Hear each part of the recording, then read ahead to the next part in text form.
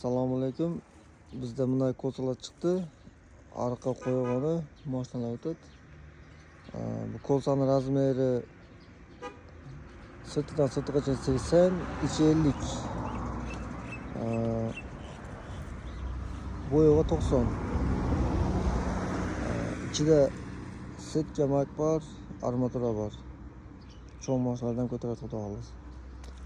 O'shunda cho'ngroq diametrdagisida ichi 80, sirti 110.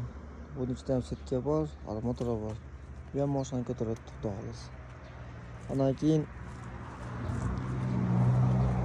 kanalizatsiyaga soqonni kosalarning kichkinlari bor, mana bo'yi kichkinlari. İçidagisi 110, ichi 94. Sirtdagisi 150. O'shaning cho'ngroq razmerdagilari bor mana. Ulardag'i bo'yi 90, sirti 1,5lik. Bunda kirishkalari bor mana. Tualet 2. Dimoxotlarni. O'shunda dushqa septiklar bor mana. Bizda forsinkalar ham bor.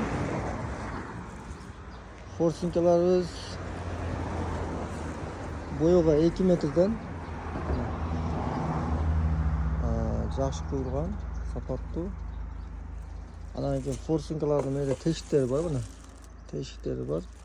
Tuzib baylasa bo'ladi uni. Mana ko'rdim. Üç teshik bor. Bunday bloklarimiz bor. Biz adresiz Achi aylanida. Bu yog'i o'shga ketgan taraf mana. Bu yog'i Aroq ketgan taraf. O'sha yerda yo'lni bo'yida turadi mana.